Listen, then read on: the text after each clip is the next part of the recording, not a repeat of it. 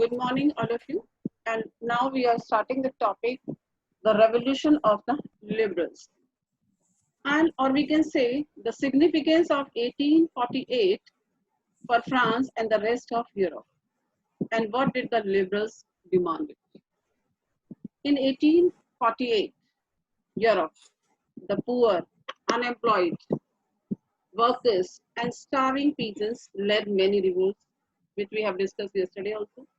In France, the educated middle class too started a revolution for the abolition of monarchy, an establishment of a republic based on universal male suffrage.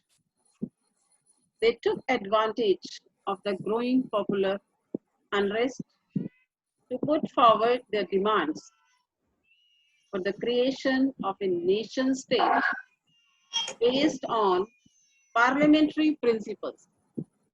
That means democratic principles with a constitution, freedom of press and association.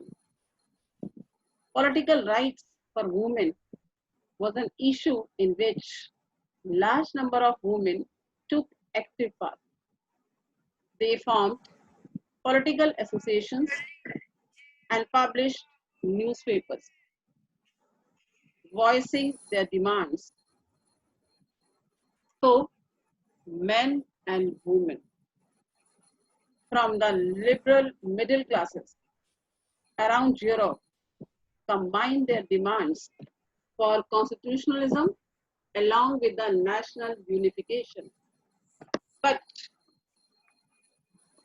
for the further, we will discuss about liberal revolution in Germany. Frankfurt Parliament was an all-German national assembly formed by the middle classes, professionals, businessmen, and prosperous artisans belonging to the different German regions. It was convened on 18th May 1848 in the Church of St. Paul in the city of Frankfurt. This assembly drafted a constitution for German nation to be headed by a monarchy and subject to a parliament. That means monarch will be under the control of constitution, that, or we can say constitutional monarch. However, it faced opposition from the aristocracy and military. Also, as it was dominated by the middle class, it lost its mass support base, and in the end, it was forced to disband. A large number of women also participated in the liberals and national movements in European countries. They formed their own political associations, like we have studied in French Revolution also. Women also participated in the national unification, founded newspapers, and took part in the political meetings and demonstrations. However, they were still denied the suffrage rights or right to vote and could not enter the Frankfurt Parliament as representatives, but attended only as observers. Now, after that, we will discuss about the unification of Germany. When we are talking about the Germany, or we can say,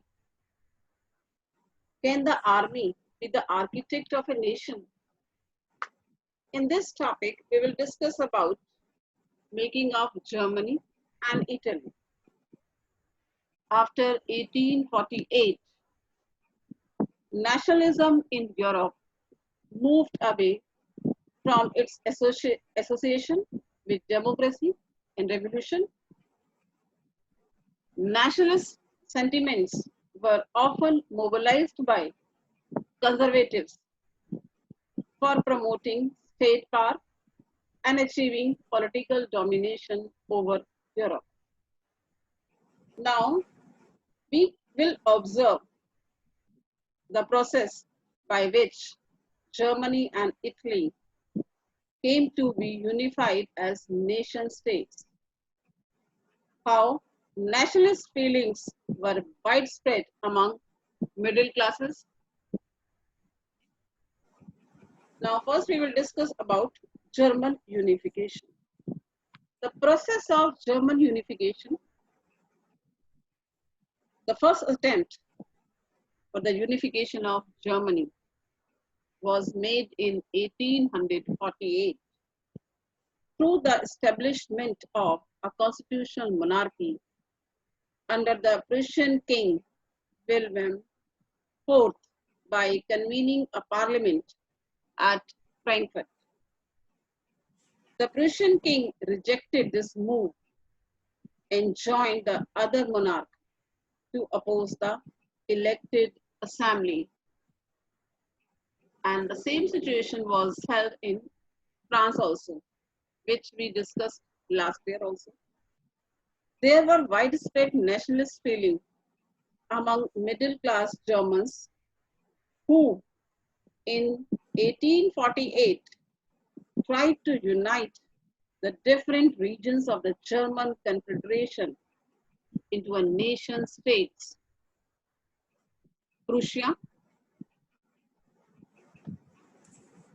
took the initiative and leadership of the movement for national unification. Otto von Bismarck,